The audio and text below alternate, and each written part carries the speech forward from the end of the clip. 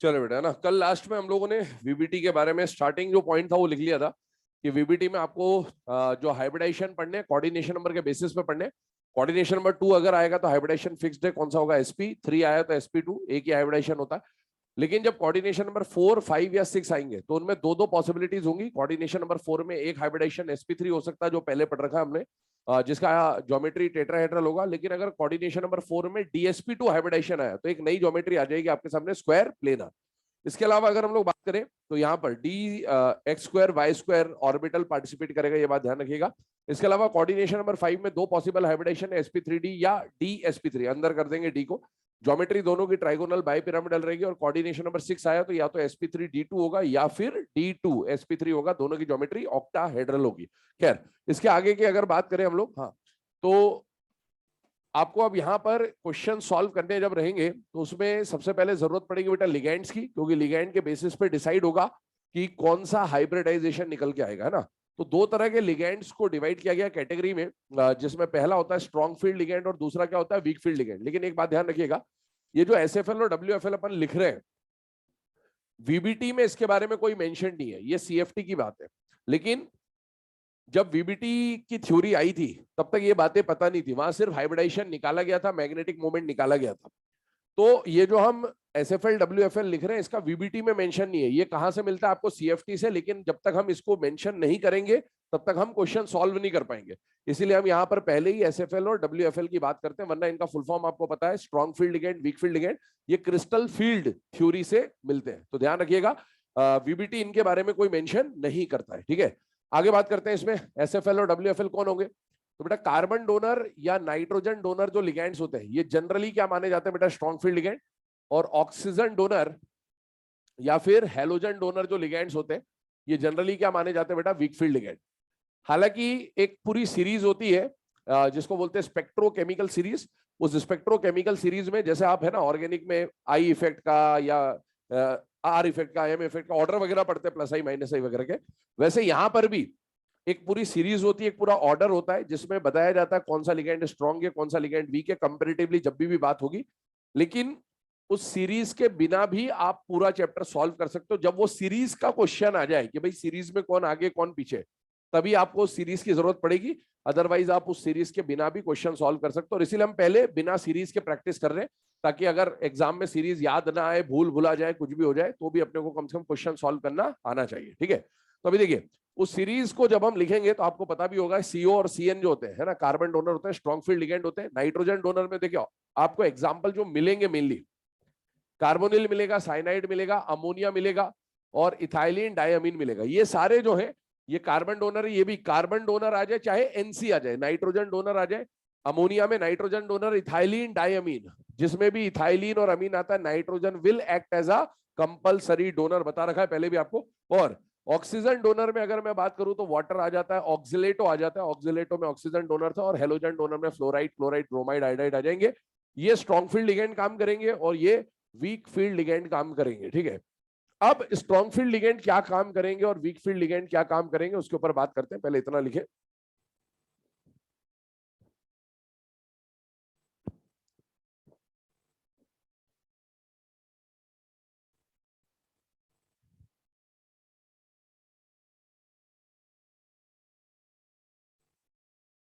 चलिए third point जो आएगा यहां पर, देखिए स्ट्रॉन्ग फील्ड लिगेंड क्या कराने में, देखो स्ट्रॉन्ग फील्ड लिगेंड को अगर आप शॉर्ट में पढ़े तो सफल दिख रहा है आपको, एसएफएल है ना, सफल बोलेंगे इसको, और डब्ल्यूएफएल को बोलेंगे विफल। तो सफल कुछ काम को कराने में सफल होते हैं और विफल उसी काम को कराने में विफल होते हैं। वो काम क्या होगा, अनपेयर्ड इलेक्ट्रॉन की pairing.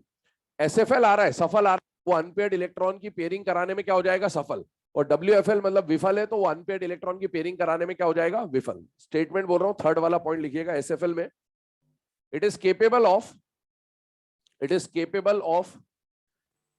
pairing up it is capable of pairing up the unpaired electrons.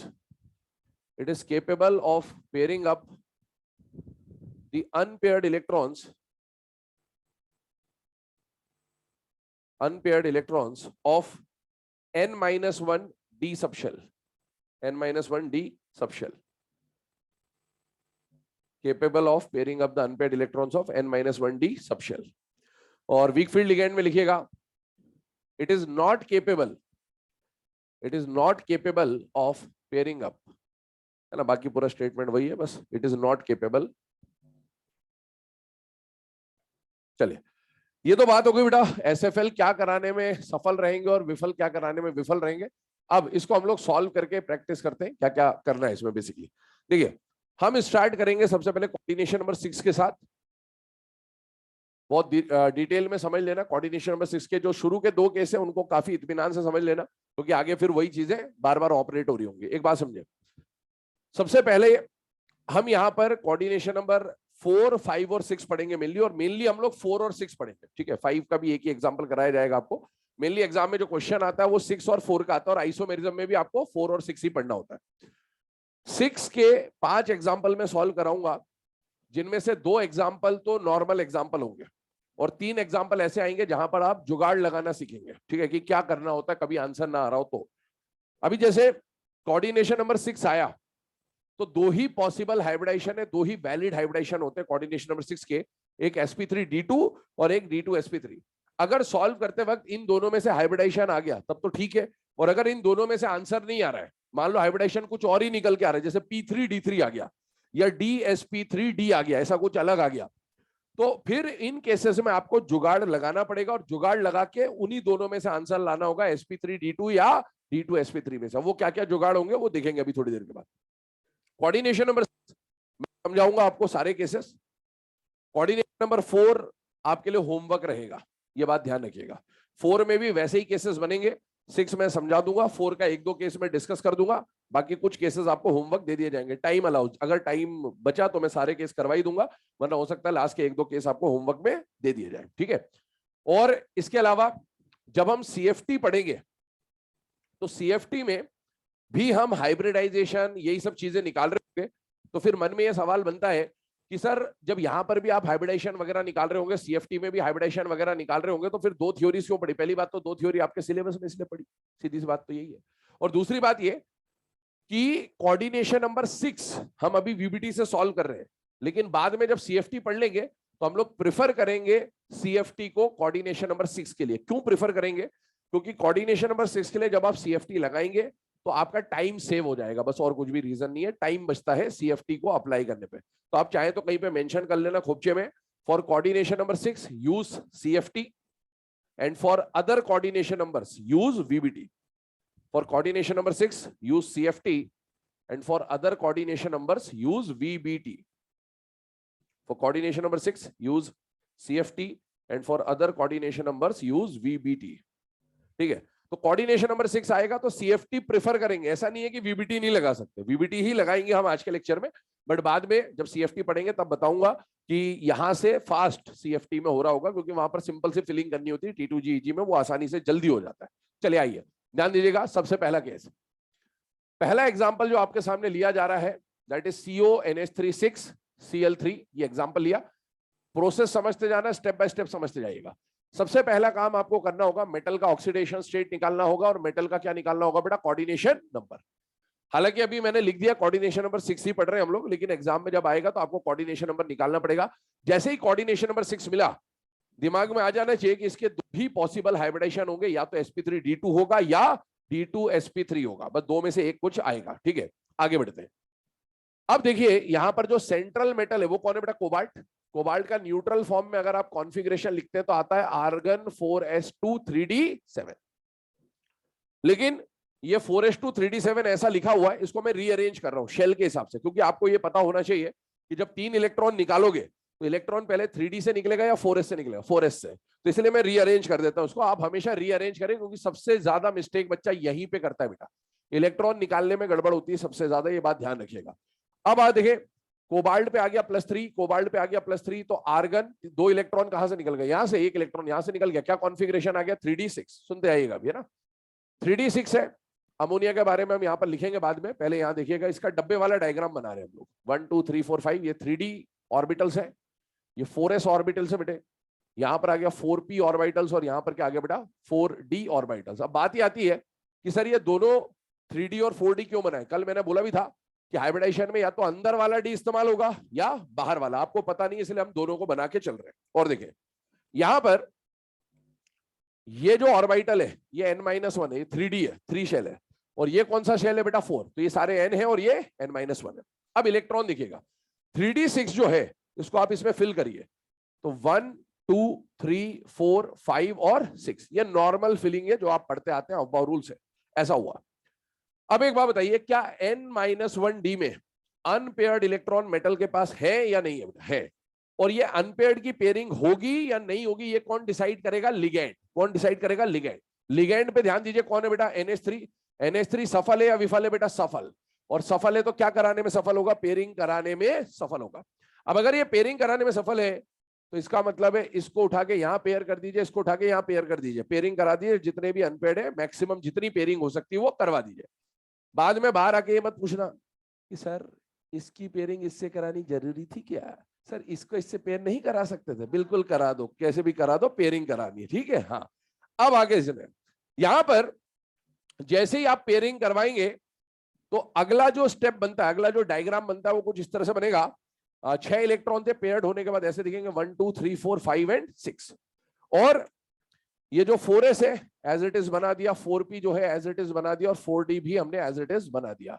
अभी देखिए ये 3d है, ये 4s है, ये 4p है, ये 4d है। अब आप देखें ध्यान से, पेयरिंग होने के बाद आपको मेटल को कितनी जगह कटवाना है बेटा? 6 जगह। 6 जगह कटवाने का मतलब है 6 लोन पेयर लेने, और लोन पेयर लेने के लिए क्या चाहिए? अनपेयर्ड इलेक्ट्रॉन चाहिए या वेकेंट ऑर्बिटल चाहिए? वेकेंट। और 6 खाली डब्बे चाहिए आपको। अब 6 खाली डब्बे कहां से गिनने हैं? जहां पर आपका इलेक्ट्रॉन आया उसके जस्ट बाद से डब्बे गिनना चालू करें। पहला डब्बा, दूसरा डब्बा, तीसरा डब्बा, चौथा, पांचवा और छठा। ये जो 6 डब्बे अभी आपको मिल रहे हैं, इन 6 डब्बों का अगर नेमिंग किया जाए तो क्या पहले के 2 डब्बे डी है या नहीं है बेटा? है। तो नाम क्या बनेगा? D2sp3। क्या ये कोऑर्डिनेशन नंबर 6 के लिए एक वैलिड हाइब्रिडाइजेशन होता है या नहीं होता है? होता है। मतलब अभी कोई दिक्कत नहीं है, अगर वैलिड आ रहा है तो वेल एंड गुड, नहीं आता तो फिर जुगाड़ लगाते हैं। अभी नहीं लगेगा शुरू के 2 एग्जांपल्स। अब पहला क्वेश्चन क्या पूछा? तो पहला क्वेश्चन पूछा जाएगा कि भाई इसका हाइब्रिडाइजेशन क्या है, तो हाइब्रिडाइजेशन आपने निकाल दिया D2sp3। अगला क्वेश्चन पूछा जाएगा कि इसकी ज्योमेट्री क्या है, तो ज्योमेट्री ऑक्टाहेड्रल या स्क्वायर, बायपिरामिडल। अच्छा, ज्योमेट्री के लिए आपको इतना कुछ करना नहीं था, कोऑर्डिनेशन नंबर 6 से ऑक्टाहेड्रल है, खत्म। तो कोऑर्डिनेशन नंबर 6 का हाइब्रिडाइजेशन अलग होता है लेकिन ज्योमेट्री सेम होती है। कोऑर्डिनेशन नंबर 5 के हाइब्रिडाइजेशन अलग होते हैं लेकिन ज्योमेट्री सेम होती है। 4 आया तो फिर चेक करना पड़ेगा, फिर चेक करना पड़ेगा, क्योंकि वहां टेट्राहेड्रल भी हो सकता है, स्क्वायर प्लेनर भी हो सकता है। और सुनिएगा, अभी कल बताया था इनर ऑर्बिटल और आउटर ऑर्बिटल कॉम्प्लेक्स के बारे में।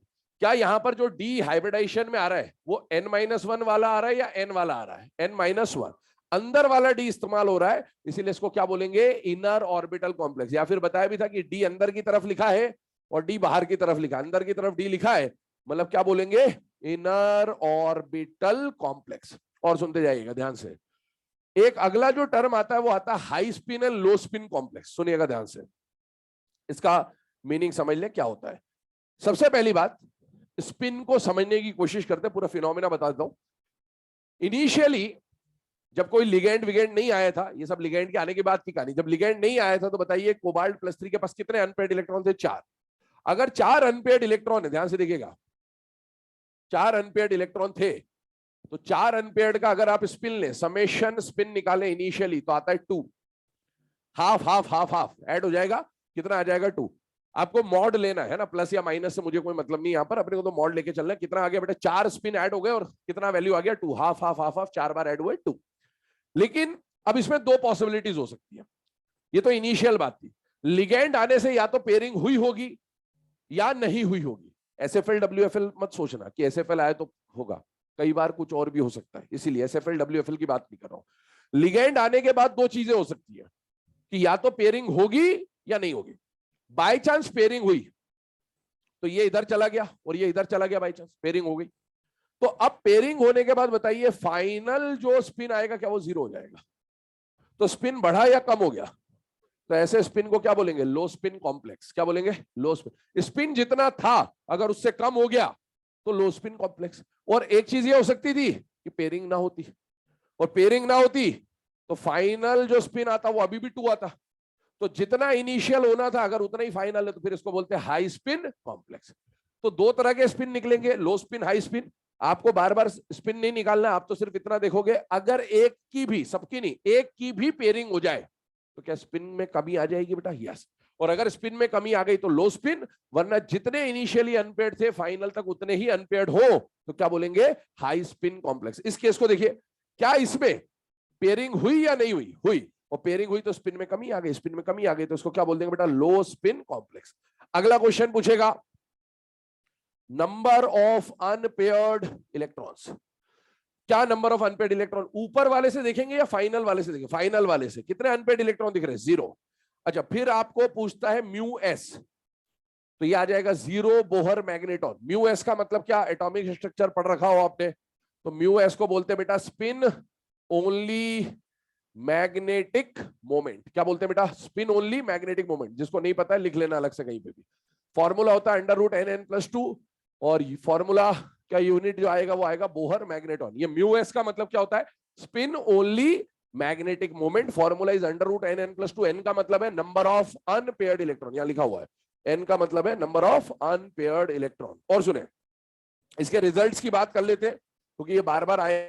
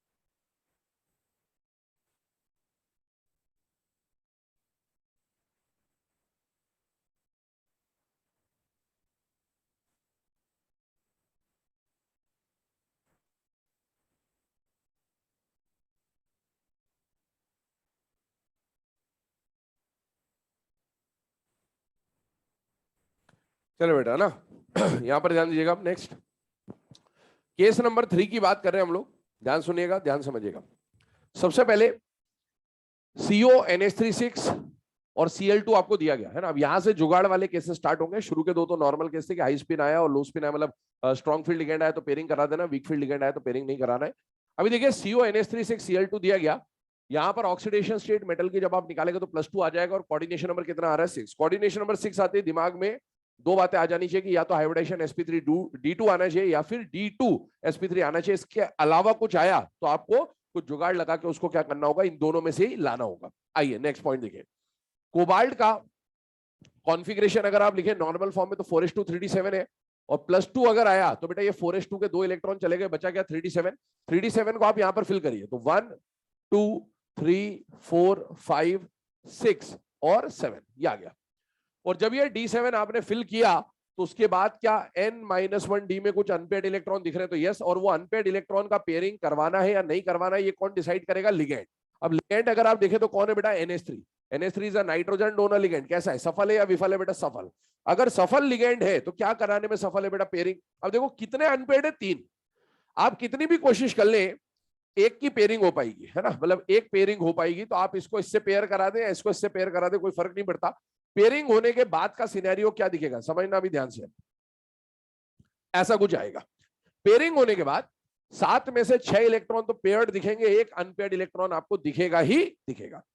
अगर आप इस कंडीशन पे पहुंचे और यहां पर आपसे पूछा जाए कि हाइब्रिडाइजेशन क्या है तो आपको कितने डब्बे चाहिए बेटा, 6। 6 डब्बे कौन से मिलेंगे चेक करिएगा, 1 2 3 4 5 और 6। मतलब हाइब्रिडाइजेशन का नाम क्या बनेगा, DsP3D, एक अंदर वाला डी और एक बाहर वाला डी। क्या कोऑर्डिनेशन नंबर 6 में ऐसा कोई हाइब्रिडाइजेशन आपको लिखाया गया है क्या, नहीं। मतलब ये वैलिड हाइब्रिडाइजेशन नहीं है। इसका मतलब है आपको यहां पर कुछ जुगाड़ लगाना पड़ेगा। अब क्या क्या जुगाड़ होते हैं उनमें से पहला जुगाड़ सुनिएगा। अगर लिगेंड स्ट्रॉन्ग फील्ड लिगेंड है, कैसा लिगेंड है बेटा, स्ट्रॉन्ग फील्ड। क्या यहां पर स्ट्रॉन्ग फील्ड लिगेंड है या नहीं बेटा, है। और केवल एक अनपेयर्ड इलेक्ट्रॉन की दिक्कत आ रही, किसकी दिक्कत आ रही, केवल और केवल एक अनपेयर्ड की। अगर आप इस अनपेयर्ड इलेक्ट्रॉन को थोड़ी देर के लिए हटा दें, इमेजिन करिए ये हट गया ऐसे, अभी आपका हाइब्रिडाइजेशन क्या बनेगा, क्या वैलिड आ जाएगा, यस। तो अगर एसएफएल है ना, एसएफएल ये काम कर सकता है। तो एसएफएल की प्रेजेंस में अगर केवल और केवल एक अनपेयर्ड इलेक्ट्रॉन है तो आप उस अनपेयर्ड इलेक्ट्रॉन को हायर एनर्जी लेवल में शिफ्ट कर सकते हैं। हायर एनर्जी लेवल में शिफ्ट करने का मतलब है कहां शिफ्ट करेंगे, पहले तो ये सवाल उठता है कि शिफ्ट कहां करेंगे और एनर्जी कहां से मिलेगी, एनर्जी स्ट्रॉन्ग फील्ड लिगेंड देगा उसको बेसिकली। और कहां शिफ्ट करेंगे, जितने डब्बे आपको हाइब्रिडाइजेशन के लिए चाहिए उसके जस्ट बाद वाला जो डब्बा है वहां पहुंचा दिए। जैसे अभी हमें हाइब्रिडाइजेशन में क्या चाहिए, D2sp3, तो P3 के बाद जो भी खाली डब्बा है वहां पहुंचा दीजिए। अब जैसे ये यहां गया तो डायग्राम ऐसा बन जाएगा, एक इलेक्ट्रॉन डी में और 1 2 3 4 5 6 इलेक्ट्रॉन यहां, और 6 डब्बे जो हमें चाहिए थे वो मिल गए 1 2 3 4 5 6। क्या अब इसको देखकर हाइब्रिडाइजेशन आपको क्या दिख रहा है बेटा, D2sp3 ज्योमेट्री हो गई ऑक्टाहेड्रल, और इसमें डी अंदर वाला इस्तेमाल हुआ है हाइब्रिडाइजेशन में, तो इसीलिए क्या बोलेंगे, इनर ऑर्बिटल कॉम्प्लेक्स। दूसरी बात, क्या यहां पर मेटल का कॉन्फ़िगरेशन D4 से D7 की रेंज में है या नहीं बेटा, है। और क्या कम से कम एक पेयरिंग होते हुए दिख रही है, यस। इसका मतलब है 3 अनपेयर्ड के बदले एक ही अनपेयर्ड हुआ है, इसका मतलब है स्पिन में कमी आई है, तो क्या बोलेंगे, लो स्पिन कॉम्प्लेक्स। इसके बाद एक अनपेयर्ड इलेक्ट्रॉन है, जितने अनपेयर्ड इलेक्ट्रॉन है उतने पॉइंट समथिंग में स्पिन मैग्नेटिक मूवमेंट आ जाएगा और मैग्नेटिक नेचर क्या हो जाएगा, पैरा मैग्नेटिक। ध्यान सुन लीजिएगा, एसएफएल की प्रेजेंस में नोट जो है इसका वो बोल दे रहा हूं, स्टेटमेंट लिख लेना नोट का। In presence of SFL, in presence of SFL, in presence of SFL, only one unpaired electron, only one unpaired electron of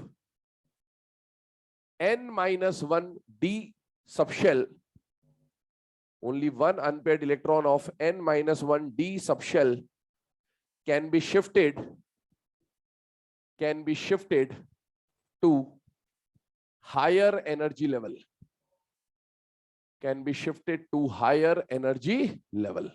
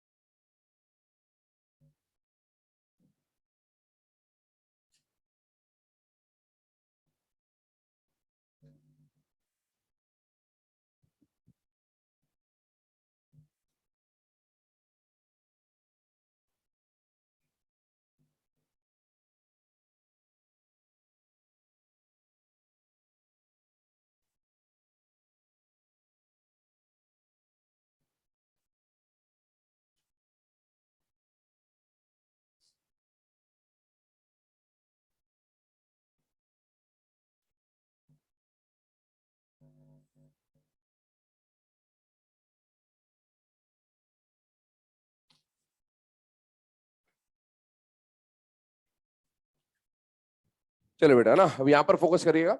ये जो थर्ड वाला केस अभी हम लोगों ने समझा, ध्यान सुनना, एक बात और बता रहा हूँ। सेकंड वाले केस को देखिए, क्या सेकंड वाला केस पैरामैग्नेटिक था या नहीं था बेटा? था। और थर्ड वाला केस भी कैसा आ रहा है बेटा? पैरामैग्नेटिक। अब अगर आपसे पूछे, दोनों ही पैरामैग्नेटिक है, लेकिन ज्यादा पैरामैग्नेटिक कैरेक्टर किसका होगा? तो आई होप समझ में आता है। पैरामैग्नेटिक कैरेक्टर किस पे डिपेंड करता है? अनपेयर्ड इलेक्ट्रॉन पे। जिसके पास जितने ज्यादा अनपेयर्ड इलेक्ट्रॉन होंगे, उसका पैरामैग्नेटिक कैरेक्टर उतना ही ज्यादा होगा। तो इस शायद रिलेशन को भी आप कहीं मार्जिन में लिख लेना। Paramagnetism directly proportional to number of unpaired electrons. Paramagnetism directly proportional to the number of unpaired electrons. Paramagnetism directly proportional to number of unpaired electrons. और आप दोनों में देख सकते हैं, तो दोनों में सबसे ज्यादा अनपेयर्ड इलेक्ट्रॉन किसके पास है बेटा? सेकंड वाले केस में है, 4 अनपेयर्ड है, यहाँ पर एक ही अनपेयर्ड है, तो उसका पैरामैग्नेटिक कैरेक्टर क्या हो जाएगा? ज्यादा। आइए नेक्स्ट केस पे चलते हैं। थर्ड वाले केस के बाद जो फोर्थ केस आपके सामने लिखा है ना, एक जुगाड़ अभी तक आपने समझा कि एसएफएल की प्रेजेंस में, है ना, एक अनपेयर्ड इलेक्ट्रॉन को आप आगे भेज सकते हैं। लेकिन एक बात ध्यान रखिएगा, ऐसा नहीं कि हर बार भेज देंगे, तभी भेजेंगे जब उसको भेजने से हमें क्या मिल रहा होगा? Valid hybridisation. बाय चांस इसको भेजने से आपको वैलिड हाइब्रिडाइजेशन नहीं मिलता, तो फिर उसको अननेसेसरीली आगे शिफ्ट नहीं किया जाएगा। ठीक है, आगे ध्यान दें। चलिए नेक्स्ट केस पे आते हैं। अच्छा, एक और बात बताइए, ऐसे इसको आगे क्यों भेजा गया? उसका एक रीजन होता है बेटा, कि लिगेंड कौन है? एसएफएल। एसएफएल जो होता है ना, इसकी टेंडेंसी होती है इनर ऑर्बिटल कॉम्प्लेक्स बनाने की। क्या टेंडेंसी होती है? Inner orbital. कभी पूछा जाए आपसे कि भाई किसकी क्या टेंडेंसी होती है, तो एसएफएल लिगेंड क्या बनाने की कोशिश करते हैं? Inner orbital. और डब्ल्यूएफएल लिगेंड क्या बनाने की कोशिश करते हैं? Outer orbital. ऐसा नहीं कि हमेशा बन ही जाएंगे, लेकिन इनकी एक टेंडेंसी है कि अगर स्ट्रॉन्ग लिगेंड है तो वो इनर ऑर्बिटल कॉम्प्लेक्स बनाना प्रेफर करता है, और अगर वीक लिगेंड है तो वो क्या बनाना प्रेफर करता है? आउटर। अब स्ट्रॉन्ग वाला इनर ऑर्बिटल कॉम्प्लेक्स क्यों बनाना चाहता है? तो उसके लिए अगर बात की जाए तो इसलिए ऐसा होता है क्योंकि inner orbital are more stable as compare to outer orbital complex. लेकिन इसको स्टेबिलिटी वैसी स्टेबिलिटी मत मान लेना, सीएफएससी वाली स्टेबिलिटी नहीं। इसका स्टेबिलिटी कहने का मतलब यह है कि जो पैरामैग्नेटिक चीज होगी, सपोज, है ना, जैसे आउटर ऑर्बिटल बना तो जनरली वो क्या होता है? पैरामैग्नेटिक होता है। तो पैरामैग्नेटिक है, तो मैग्नेटिक नेचर में जैसे ही ये जाएगा तो कभी अट्रैक्ट हो जाएगा, कभी रिपेल हो जाएगा, कभी इधर घूम जाएगा, कभी उधर घूम जाएगा। जबकि जो डायामैग्नेटिक होगा, इनर ऑर्बिटल बना होगा, वो मैग्नेटिक फील्ड से ज्यादा वेरिएशन उसमें नहीं आएंगे, मतलब वो जैसा है वैसे का वैसा ही रहेगा। और इसीलिए वो कंपेरेटिवली मोर स्टेबल माने जाते हैं इसके कंपेरिजन में। तो इसीलिए जो स्ट्रॉन्ग फील्ड लिगेंड होते हैं वो प्रिफर क्या करेंगे? हमेशा इनर ऑर्बिटल कॉम्प्लेक्स बनाना। और इनर ऑर्बिटल बनाने के लिए उनके पास एक जुगाड़ उनको मिल गया है, एक पावर उनको मिल गया, एक शक्ति मिल चुकी है कि एक अनपेयर्ड इलेक्ट्रॉन को वो जब चाहे तब आगे भेज सकते, केवल एक अनपेयर्ड को। आगे आइए, फोर्थ वाला जो एग्जांपल है समझिएगा, यहां पर जुगाड़ नंबर 2 आप समझने वाले। कॉम्प्लेक्स दिया है CrNH36Cl3, बहुत ध्यान सुनिएगा। इसका एक ये कॉम्प्लेक्स एनसीईआरटी में डायरेक्टली ऐसा कॉम्प्लेक्स तो नहीं है, बट इसका एक Mn वाला, मैंगनीज वाला कॉम्प्लेक्स गिवन है एनसीईआरटी पे, और इस पे क्वेश्चन आ भी चुका है ना। पिछले 2-3 साल पहले आया था एक क्वेश्चन, एनसीईआरटी का ही कॉम्प्लेक्स है। देखिए क्या है, क्या कंडीशन है वो समझिएगा। क्रोमियम का आपने ऑक्सीडेशन स्टेट निकाला तो यहाँ पर +3 आ जाएगा। कोऑर्डिनेशन नंबर क्या आ गया बेटा? 6। कोऑर्डिनेशन नंबर 6 आते ही 2 हाइब्रिडाइजेशन दिमाग में होनी चाहिए, या तो sp3d2 होगा या d2sp3 आएगा। इसके अलावा कुछ आया तो जुगाड़ लगा रहे होंगे। क्रोमियम का कॉन्फ़िगरेशन एक्सेप्शनल होता है, 4s1 3d5 होता है। 3 इलेक्ट्रॉन निकाल दिए, s से 1 इलेक्ट्रॉन गया, यहां से 2 इलेक्ट्रॉन गए, क्या आ गया बेटा? 3d3। 3d3 को यहां फिल करिए, 1 2 3। क्या n-1d में अनपेयर्ड इलेक्ट्रॉन है या नहीं है बेटा? है। और अगर n-1d में अनपेयर्ड है तो उसकी पेयरिंग होना है या नहीं होना है, ये कौन डिसाइड करेगा? लिगेंड। लिगेंड अगर आप देखें तो कौन है बेटा? अमोनिया। अमोनिया कैसा लिगेंड है बेटा? सफल। सफल क्या कराने में सफल? पेयरिंग कराने में सफल। चलिए पहले करवा के देखते, कुछ लिखना मत अभी। पेयरिंग कराने में सफल, ये करवाया पेयरिंग। अगर ऐसा पेयरिंग हो जाए तो क्या डायग्राम ऐसा बन के आ जाएगा बेटा? यस। अगर डायग्राम ऐसा है फिलहाल में, अभी इसको आगे भेज सकता हूं क्योंकि एसएफएल है, पर अभी भेजना नहीं, पहले बिना भेजे चेक करिए। अगर ऐसा डायग्राम है और मुझे कितने डब्बे चाहिए बेटा? 6 डब्बे कौन से मिल रहे? 1 2 3 4 5 6। क्या हाइब्रिडाइजेशन का नाम बन रहा है? D3sp2। ये कोऑर्डिनेशन नंबर 6 का वैलिड नहीं है। D2sp3 होता तो वैलिड होता है, D3sp2 वैलिड नहीं है, तो ये वैलिड नहीं है, पहली बात। अब अगर वैलिड नहीं है तो जुगाड़ लगाना पड़ेगा। जुगाड़ आप सीख चुके हो। पहला जुगाड़ आपने क्या सीखा कि अगर एसएफएल और एक अनपेयर्ड दिख रहा है उसको आप आगे भेज सकते हो। भेज दिया, चलो मान लिया गया है ये शेर पे। अगर इसको भेज दिया तो अब हाइब्रिडाइजेशन क्या बन गया, D4sp। आप हाइब्रिडाइजेशन और बिगाड़ते जा रहे हैं, समझ रहे हैं, क्योंकि और अंदर की तरफ जा रहे हैं आप, जबकि वहां नहीं जाना है। तो अब देखो, वापस बुला लो इसको, क्योंकि इसको भेजने से कोई फायदा नहीं हो रहा। अब क्या करें, तो अब अगला स्टेटमेंट सुने, यहां का जो जुगाड़ आपको सीखना है उस जुगाड़ के बारे में बात कर रहे हैं। एसएफएल आने पर पेयरिंग होगी, ये पढ़ा अपन ने। एसएफएल आने पर पेयरिंग होगी, लेकिन उतनी ही पेयरिंग होगी जिससे वैलिड हाइब्रिडाइजेशन मिले। क्या बोला मैंने, एसएफएल आने पर पेयरिंग होगी, लेकिन उतनी ही पेयरिंग होगी जिससे क्या मिलेगा, वैलिड हाइब्रिडाइजेशन। इसको लिख लो, नोट को एज इट इज लिखना, हिंदी में लिखो, फील आएगा पढ़ने में। एसएफएल आने पर पेयरिंग होगी, लेकिन उतनी ही पेयरिंग होगी जिससे वैलिड हाइब्रिडाइजेशन मिले। एसएफएल आने पेयरिंग होगी, लेकिन उतनी ही पेयरिंग होगी जिससे वैलिड हाइब्रिडाइजेशन मिले। एसएफएल आने पर पेयरिंग होगी, लेकिन उतनी ही पेयरिंग होगी जिससे वैलिड हाइब्रिडाइजेशन मिले।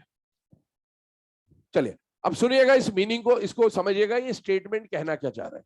जैसे मान लीजिए एक एसएफएल आया, सुनना बात ध्यान से ना, एक एसएफएल आया 1 2 3 4 5 सपोज ऐसा कुछ है, या आप ऐसा मान लो अभी है ना, नंबर ऑफ पेयरिंग, क्योंकि यहां पर 2 से ज्यादा पेयरिंग हो नहीं पाएगी डी में कभी भी, तो इसीलिए थोड़ा फील नहीं आएगा, और बड़ा एग्जांपल लेके फील लेते हैं।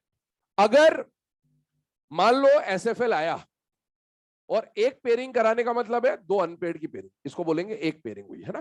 तो अगर मान लो डी में सपोज 3 पेयरिंग हो सकती थी, कितनी पेयरिंग हो सकती थी, 3। तो आपने पहले एसएफएल आने पर 3 पेयरिंग, जो मैक्सिमम पेयरिंग हो सकती है वहां पर, जितनी भी हो सकती है, मान लो 3 हो सकती थी, तो आपने पहले मैक्सिमम पेयरिंग करवाई। मैक्सिमम पेयरिंग कराने पर कुछ हाइब्रिडाइजेशन मिल रहा होगा आपको, जैसे यहां पर मिल रहा था कुछ, वो देखिए क्या वो हाइब्रिडाइजेशन वैलिड है या नहीं। अगर वो वैलिड है तो आंसर आ ही गया, और अगर वो वैलिड नहीं है तो एक ऑप्शन आपके पास हमेशा है कि एक अनपेड को आप आगे भेज सकते हो एसएफएल की प्रेजेंस में, वो हमेशा ऑप्शन खुला हुआ है। आपने वो भी करके देख लिया, उससे भी वैलिड नहीं मिला, तो अब क्या करें, उतनी पेयरिंग करानी जिससे वैलिड मिले। पहले आपने मैक्सिमम करा ली 3, अब आप एक एक से पेयरिंग कम करिए। 3 के बदले कितनी पेयरिंग कराई है, 2 पेयरिंग जैसे ही आपने करी तो कुछ हाइब्रिडाइजेशन मिला होगा, और वो हाइब्रिडाइजेशन अगर वैलिड है तो वही आंसर है, और एक अनपेड को आप आगे भेज सकते हो अगर वहां से आंसर नहीं मिल रहा फिर भी, और अगर उसमें भी आंसर नहीं मिला तो फिर आप एक और पेयरिंग कम करिए। तो 3 से 2 पे आए, 2 से 1 पे आए। एक कराने पर वैलिड हाइब्रिडाइजेशन मिल गया तो ठीक है, नहीं मिला, एक अनपेड अगर है तो आप भेज सकते हो, अगर है तो भेज सकते हो, और अगर उससे भी आंसर नहीं मिला तो अब 0 पेयरिंग पे आइए। जब 3 2 1 0 या मैक्सिमम से 0 पेयरिंग तक जब आप आ रहे होंगे, किसी ना किसी एक केस में आपको वैलिड हाइब्रिडाइजेशन मिल जाएगा। तो अब यहां पर क्या प्रॉब्लम है, यहां पर मैक्सिमम पेयरिंग कितनी हो सकती थी, एक ही हो सकती, इसीलिए फील नहीं आएगा। तो एक और एग्जांपल यहां पर देख रहे हैं जो एग्जाम में आया हुआ है, एनसीईआरटी का है, बट मैं सॉल्व नहीं कराऊंगा, सिर्फ समझ रहे हैं इसको, ध्यान से देखिएगा। ये एग्जांपल है, और इसमें आप देखिए तो mn का स्टेट आ रहा है बेटा +3, और mn+3 का कॉन्फ़िगरेशन बनता है 3d4, और 3d4 को अगर आप फिल करेंगे तो 1 2 3 4 ऐसा फिल होगा। और लिगेंड कौन है बेटा, सफल है। सफल लिगेंड में क्या हो सकती है, पेयरिंग हो सकती है। पहले मैक्सिमम पेयरिंग कराइए, बताइए मैक्सिमम कितनी पेयरिंग हो सकती है, 2। अगर आपने मैक्सिमम पेयरिंग कराई, हमेशा स्टार्ट मैक्सिमम से ही करना है। क्या हाइब्रिडाइजेशन D3sp2 मिल रहा है, यस, ये वैलिड नहीं है, और यहां कोई अनपेड नहीं है कि मैं आगे भेज सकता, है ना, होगा तो भेज सकते थे। फिर आप क्या करें, आपने मैक्सिमम पेयरिंग कराई, कितनी हो रही थी, 2। अब आप पेयरिंग 1 से कम करिए, तो कितनी पेयरिंग कराऊं, 1। अगर मैं 1 पेयरिंग कराता हूं तो क्या ऐसा केस बनेगा बेटा, और ऐसा केस बना तो क्या वैलिड हाइब्रिडाइजेशन मिल जाएगा, यस। और अगर इससे नहीं मिलता तो मैं एक अनपेड को आगे भेज सकता था, मेरे पास ऑप्शन है वो भी, और अगर वो भी नहीं मिलता तो फिर मैं 0 पेयरिंग कराता। तो हमेशा एसएफएल आने पर पेयरिंग करानी है, लेकिन उतनी ही पेयरिंग करानी है जिससे वैलिड हाइब्रिडाइजेशन मिला। अब यहां पर आप बताइए, आपने एक पेयरिंग कराई, मैक्सिमम एक ही पेयरिंग हो सकती थी, करवा लिया, उससे वैलिड नहीं मिला, एक इलेक्ट्रॉन आगे भेज लिया, वैलिड नहीं मिला, अब क्या करो, 1 से कम कर दो। तो 1 के बाद अगर 1 से डिक्रीज करोगे तो 0 पेयरिंग आ जाएगी, और 0 पेयरिंग आई तो क्या ये डायग्राम वापस से एज इट इज रिपीट हो जाएगा, यस। और अगर ये डायग्राम रिपीट हुआ तो बताइए 6 डब्बे कौन से मिलने वाले, 1 2 3 4 5 6, क्या ये वैलिड हाइब्रिडाइजेशन है बेटा, यस। तो हाइब्रिडाइजेशन आ गया D2sp3। ऐसा नहीं कि मैंने डायरेक्टली कर दिया, मैंने पहले मैक्सिमम पेयरिंग करवा के देखा है, ये ध्यान रखिएगा। और ज्योमेट्री ऑक्टाहेड्रल है, डी अंदर वाला काम आ रहा है हाइब्रिडाइजेशन में, तो इनर ऑर्बिटल कॉम्प्लेक्स, इसमें हाई स्पिन लो स्पिन नहीं बोलेंगे, आगे मैं हाई स्पिन लो स्पिन लिखूंगा भी नहीं। आपको समझ में आ चुका है हाई स्पिन लो स्पिन अगर पूछ ले एग्जाम में तो बस क्या देखना होता है, पेयरिंग हो गई है तो क्या बोल दोगे लो स्पिन, पेयरिंग नहीं हुई है तो क्या बोल दोगे हाई स्पिन। ठीक है, आगे आइए एग्जाम में, क्योंकि हाई स्पिन लो स्पिन का क्वेश्चन पूछता भी नहीं है, इसीलिए ज्यादा डिस्कस नहीं कर रहे उसके बारे में। नंबर ऑफ अनपेड इलेक्ट्रॉन देखिएगा कितने अनपेड है बेटा, 3, 3 पॉइंट समथिंग पैरामैग्नेटिक नेचर, और पूछे वो जो सेकंड था, ये थर्ड था और फोर्थ था, इनमें मैग्नेटिक कैरेक्टर का ऑर्डर बना दीजिए पैरामैग्नेटिक कैरेक्टर का, तो वो सबसे ज्यादा पैरामैग्नेटिक था, 4 अनपेड थे, इसके पास 3 अनपेड है, इसके पास 1 ही अनपेड है, तो इस तरह से आ जाएगा ये वाला केस। ठीक है, चलिए आगे करें इसको, लास्ट वाला जो केस आता है इसमें 5th वो देख लेते हैं, फिर आगे बढ़ते हैं कोऑर्डिनेशन नंबर 5 पे।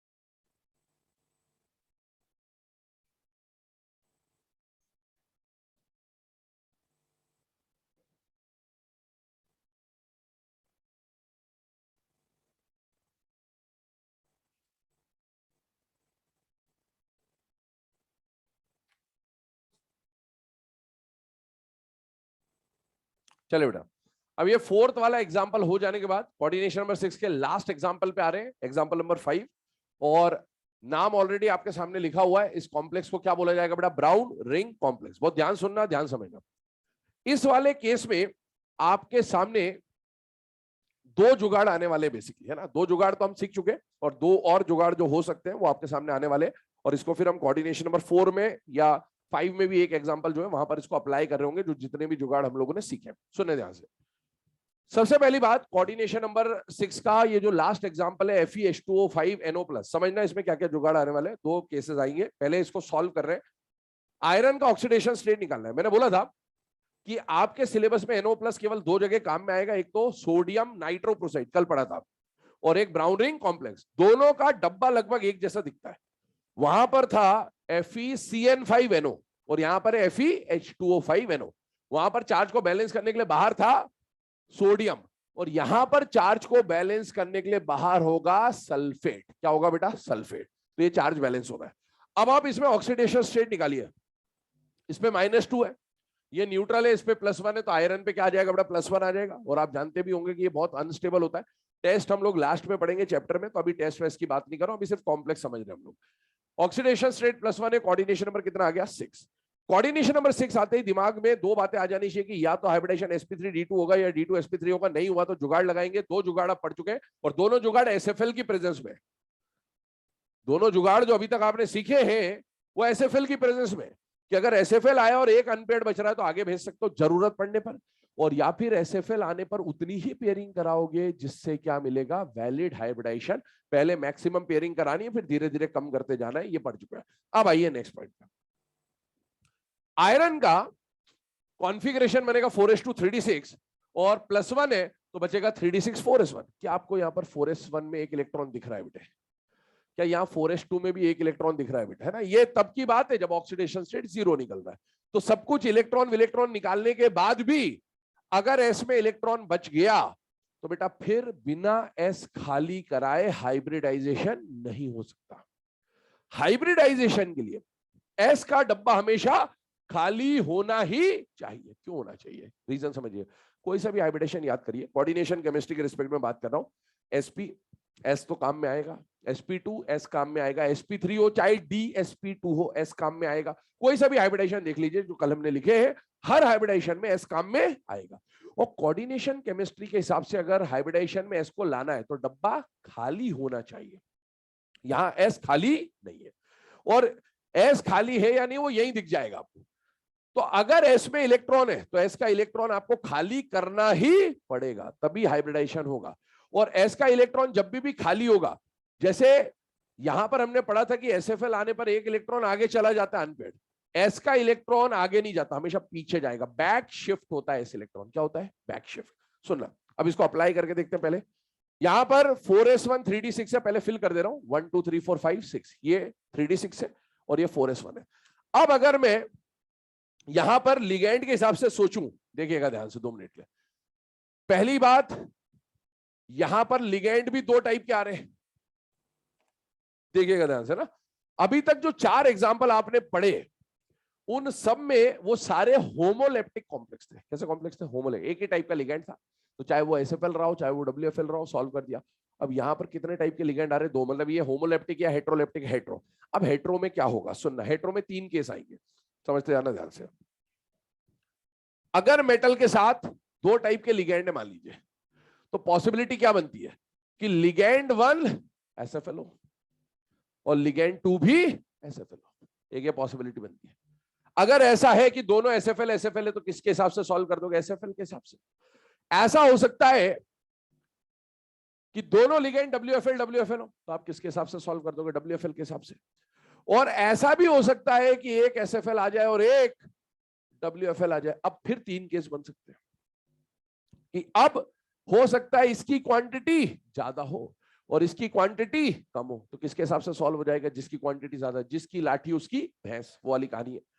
आगे एक पॉसिबिलिटी ये बन सकती है कि SFL WFL में इसकी क्वांटिटी ज्यादा हो और इसकी क्वांटिटी कम हो, तो किसके हिसाब से सॉल्व हो जाएगा? WFL। ये वही केस है।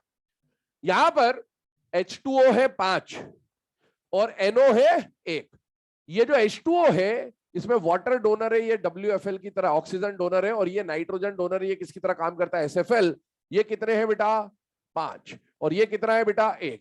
जिसकी लाठी उसकी भैंस। मतलब हम इसको किससे सॉल्व करेंगे? WFL के हिसाब से सॉल्व करेंगे। सुनना, भी अभी एक चीज और बची, उसमें बाद में बात करता हूं, पहले ये समझिए। तो अब आपको ये तो पता चल गया कि लिगेंड कैसा है बेटा? Weak field. अच्छा, वीक फील्ड लिगेंड में पेयरिंग होती है या नहीं होती है? नहीं होती। अगर SFL होता तो फिर भी आप इसको उठा के अंदर ले आते, ठीक है। पर अभी WFL है, पेयरिंग नहीं होगी, और पेयरिंग नहीं होगी तो इलेक्ट्रॉन यहीं रहेगा, और इलेक्ट्रॉन यहीं रहेगा। इसका मतलब क्या हुआ कि हाइब्रिडेशन नहीं हो पाएगा।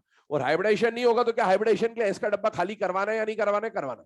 और अगर हाइब्रिडेशन के लिए एस का डब्बा खाली कराना है तो इलेक्ट्रॉन आगे भेजोगे एस का या पीछे भेजोगे? पीछे। हमेशा फिक्स है कि एस का इलेक्ट्रॉन बैक शिफ्ट ही होगा, अभी लिखवा देंगे, ठीक है। तो ये पीछे आया, जैसे ये पीछे आया तो ऐसा स्ट्रक्चर बन जाएगा। और लिगेंड, आपको तो एस में इलेक्ट्रॉन दिख रहा है ना, आप लिगेंड को देखो ही मत, इसको पीछे भेज दो पहले, D8 मान के चलो इसको। आप एस में इलेक्ट्रॉन है, पीछे जाना ही है, irrespective of the ligand. Ligand कुछ भी हो, एस खाली करवाना ही करवाना है, ये बात ध्यान रखिएगा। अब आइए, जैसे ये बना, बाकी तो पेयरिंग वेयरिंग तो हो नहीं सकती क्योंकि WFL है। अब 6 डब्बे आपको क्या मिल रहे हैं? 1 2 3 4 5 और 6।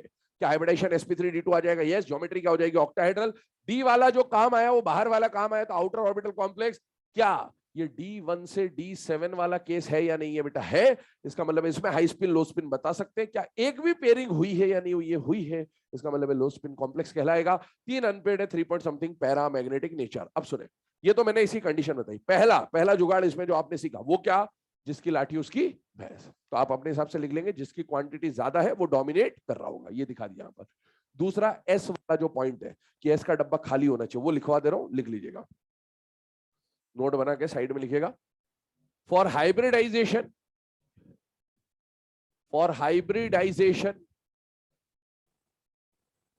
s orbital must be vacant. For hybridization, s orbital must be vacant.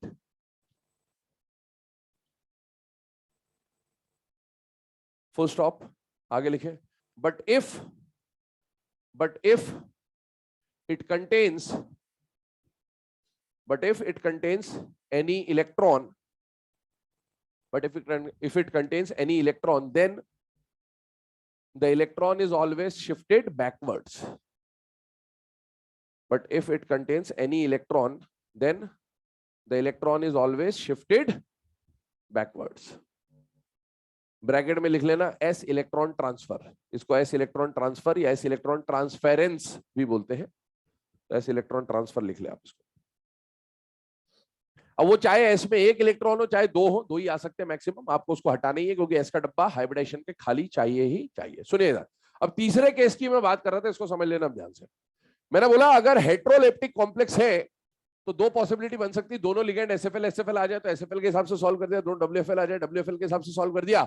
एक एसएफएल एक डब्ल्यूएफएल आया तो जिसकी क्वांटिटी ज्यादा उसके हिसाब से सॉल्व कर लिया. लेकिन अब एक केस ऐसा बनता है कि दोनों अलग अलग टाइप के लिगेंड हो और दोनों की क्वांटिटी क्या आ जाए, बराबर. जब ये क्वेश्चन आएगा आप सॉल्व नहीं कर सकते. चाहे कोई कुछ भी बताता हो आपको, कोई सॉल्व करवाता हो नहीं कराता हो, मुझे उससे बिल्कुल फर्क नहीं पड़ रहा. इस केस को आप सॉल्व नहीं कर सकते. आप क्या, मैं भी नहीं कर सकता, कोई नहीं कर सकता इस केस को सॉल्व. अगर आपको गिवन कॉम्प्लेक्स का पहले से इंफॉर्मेशन पता है तो ये आप सॉल्व कर पाओगे, अदरवाइज आप सॉल्व नहीं कर पाओगे. अब आपको अगर ऐसा क्वेश्चन एग्जाम में आ गया तो क्या होता है, सुनिएगा ना. ऐसा नहीं कि छोड़ के आ जाएंगे. हमेशा आपको ऑप्शन एलिमिनेट करना आना चाहिए. जैसे मान लीजिए एक क्वेश्चन दिया, कुछ भी है ना, which of the following has this spin magnetic moment या पैरामैग्नेटिक डायमैग्नेटिक, ऐसा कुछ भी है. अब चार ऑप्शन होंगे, चार ऑप्शन में से ये एक ऑप्शन होगा बेटा, कोई इस तरह का एक ही ऑप्शन होगा कोई. तो आपको इस ऑप्शन में भी क्या देखना, ये मत देखना कि सर ने बोला था बराबर बराबर आ जाए तो छोड़ देना. अबे बराबर बराबर में हो सकता है ना दोनों एसएफएल हो, तो ये तो कर सकते हो. हाँ, ये भी ध्यान रखना. बराबर बराबर में दोनों डब्ल्यूएफएल है, सॉल्व हो जाएगा. बराबर बराबर में आधे एसएफएल है आधे डब्ल्यूएफएल है, तब छोड़ना है आपको. छोड़ना भी इन द सेंस ये तीन ऑप्शन देखना. इसको ट्राई नहीं करोगे, बाकी तीन ऑप्शन देख लेना. तीनों आते होंगे आपको डेफिनेटली. तो तीन में से आंसर अगर आ रहा है तो ठीक है, वरना यही आंसर होगा. इस तरह से आपको एलिमिनेट करके सॉल्व करना है. या फिर अगर आपको ये वाला क्वेश्चन यहां दे दिया ऐसा कि आधे एसएफएल आधे डब्ल्यूएफएल, तो आपको क्वेश्चन में कुछ हिंट दी होगी. ऑब्वियसली बिना हिंट के आप सॉल्व नहीं कर पाओगे. जैसे मान लो इसमें जो भी मेटल है, सपोज वो ऐसा बनता, उसका कॉन्फ़िगरेशन ऐसा बनता, तो आपको बोल दिया कि ये जो कॉम्प्लेक्स है, ये कॉम्प्लेक्स का स्पिन मैग्नेटिक मोमेंट 1.7 आने वाला है. इसका मतलब क्या समझते हैं आप? इसका मतलब पेयरिंग करवानी है या नहीं करवानी? करवानी है. और पेयरिंग करवानी मतलब इसमें डोमिनेट कौन कर रहा होगा? एसएफएल. और या फिर इसमें बोल दिया कि ऐसा कुछ कंडीशन आ रहा है तो आपको समझ में आना है कि यहाँ पेयरिंग नहीं करानी है, डोमिनेट कौन कर रहा होगा? डब्ल्यूएफएल. तो ये ध्यान रखिएगा, इस टाइप का क्वेश्चन आएगा नहीं आपको, है ना. यहाँ कुछ भी करते रहे, परेशान करते रहे, परेशान फोकट होना नहीं है. आपको clearly exam point of view पता होना चाहिए कि क्या आने वाला है क्या नहीं आने वाला है. ठीक है, चलिए अब आते हैं लास्ट वाले केस के ऊपर. मतलब last in the sense coordination number 5 का एक ही केस हमको समझना है, उसके ऊपर बात कर रहा हूं, ध्यान दीजिएगा. FeCO5 दे दिया आपको.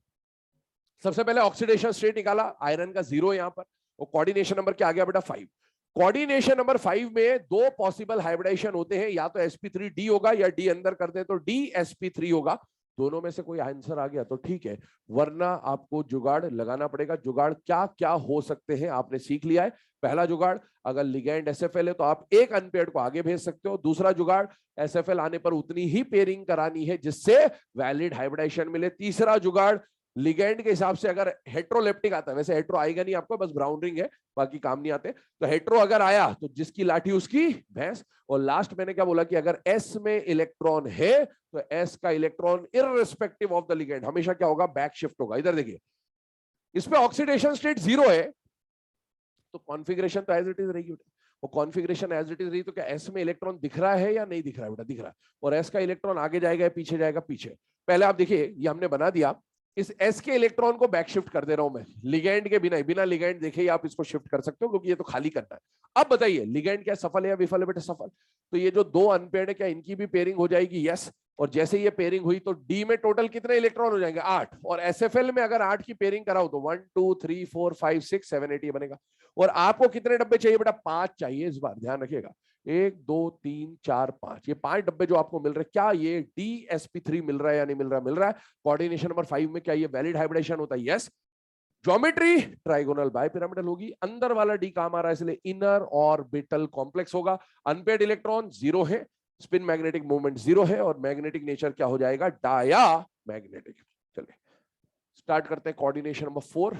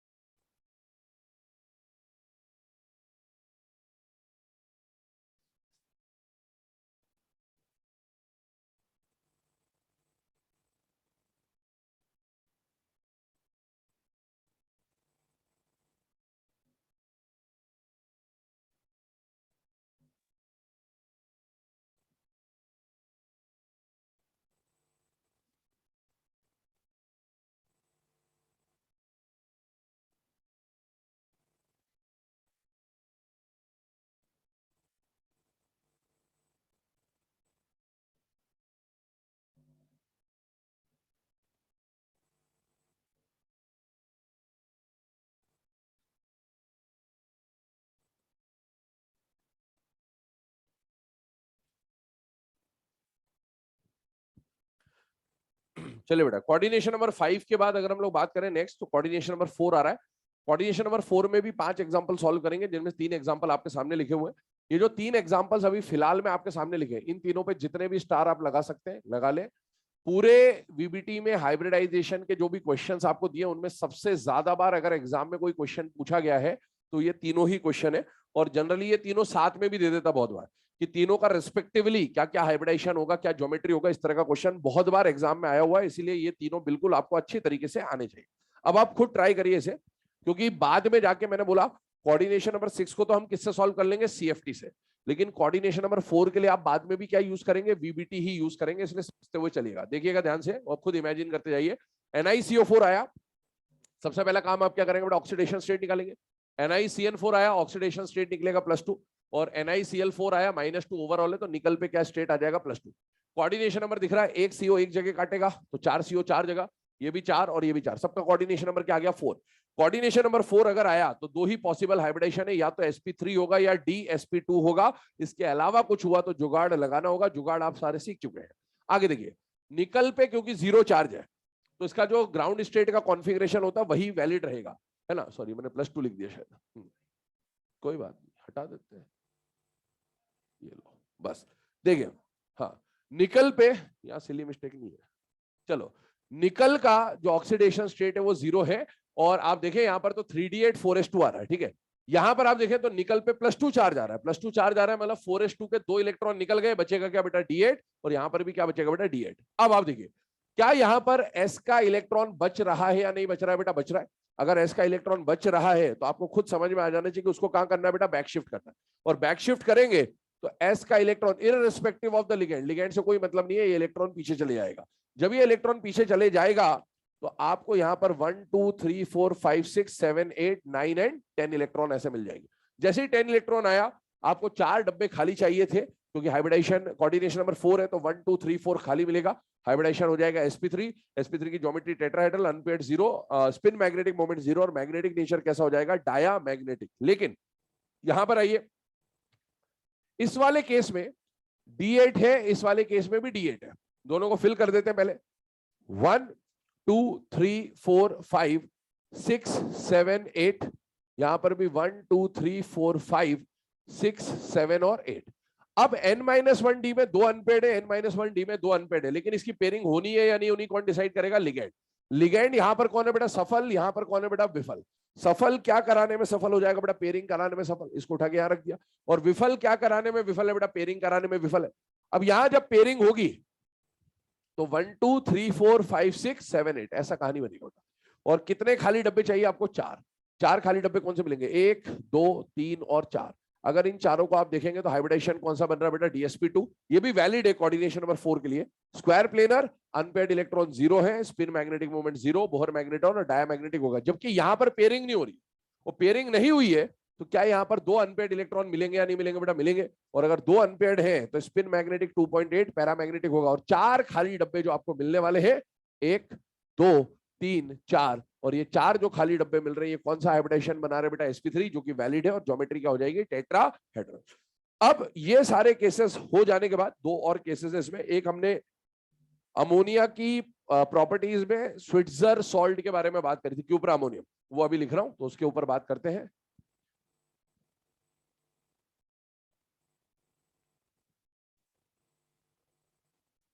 कल 3-5 पे आना है, क्या हो गया,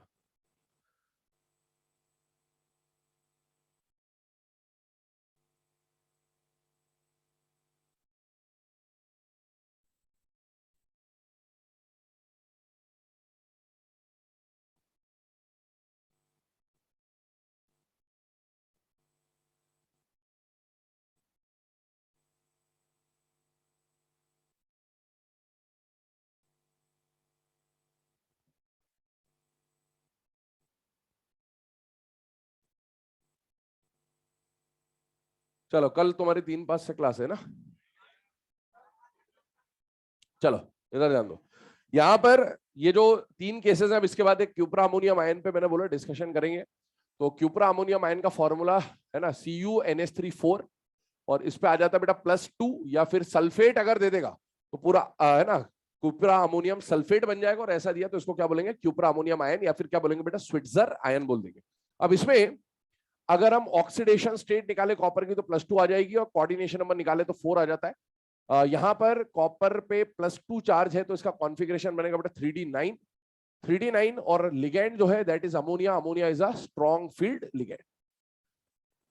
अब D9 की अगर हम लोग फिलिंग करें यहां पर, तो ये आ गया 3d, ये आ गया 4s, ये आ गया 4p।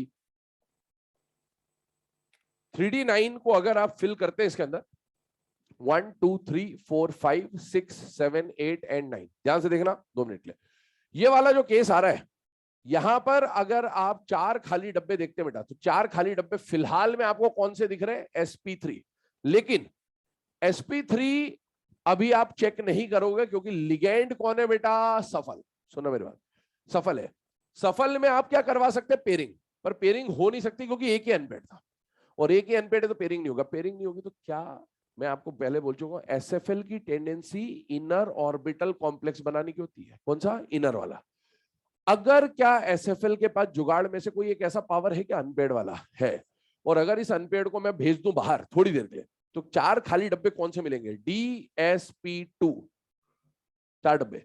क्या वैलिड हाइब्रिडेशन मिल जाएगा, यस, और उसका जो टेंडेंसी है इनर बनाने का वो बन जाएगा। चूहा घूम रहा ऊपर, स्पीकर के ऊपर बैठा ना, पढ़ने तो बहुत बढ़िया, ठीक है। तो यहां पर सुने अब ध्यान से, इस अनपेयर्ड को कहां भेजेंगे, वहां भेजा जाएगा, हाँ भाग लो बेटा शाबाश भरोसा नहीं कहां जाएगा दिक्कत हो जाए, ठीक है। हाँ सुनो, ये जो अनपेड इलेक्ट्रॉन है, ये अगर आगे शिफ्ट कर दिया आपने तो ना यहाँ पर चला जाएगा, और ये अनपेड जैसे यहाँ गया, बाकी इलेक्ट्रॉन को तो एज इट इज फिल कर दिया आपने। और 4 जो खाली डब्बे आपको चाहिए थे, वो 4 खाली डब्बे कौन से मिल जाएंगे, 1 2 3 एंड 4। तो वहां पर एग्जाम में दिमाग मत लगाना कि सर इसको आगे क्यों भेजा हमने, क्योंकि सर यहाँ पर भी तो वैलिड मिल रहा था। नहीं, पहले एसएफएल की प्रेजेंस में जो जो जुगाड़ है वो लगाना है, क्योंकि एसएफएल प्रिफर क्या करता है, इनर ऑर्बिटल बनाना। तो इनर बनाने की कोशिश करें पहले, अगर बन जाए ठीक है, नहीं तो फिर आउटर ही बनाएंगे, फिर मजबूरी में तो सब चीज चलेगी, है ना। यहाँ पर आता है DsP2 हाइब्रिडाइजेशन, ज्योमेट्री हो जाएगी स्क्वायर प्लेनर, अनपेड इलेक्ट्रॉन 1 है और 1 है, तो spin magnetic moment 1 point something हो जाएगा, and magnetic nature will be para magnetic.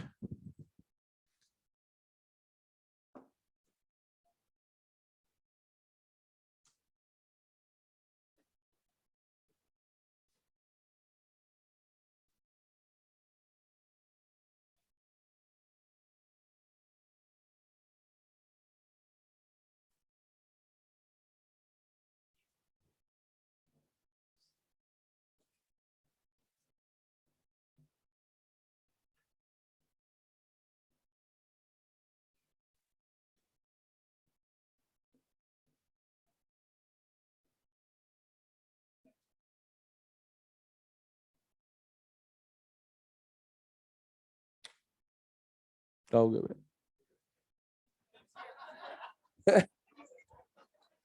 दिक्कत हो गई क्या, संभल के बेटे आराम से, चलो इधर ध्यान दो, है ना।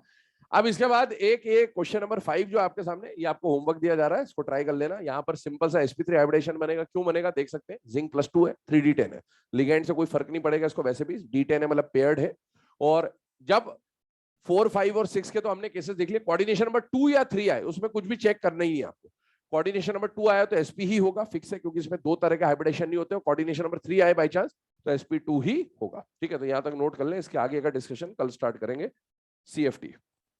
ओके बेटा, है मस्त हो गया। पहले कैमरा चालू रहने तो 10 10 मिनट और चालू रहेगा।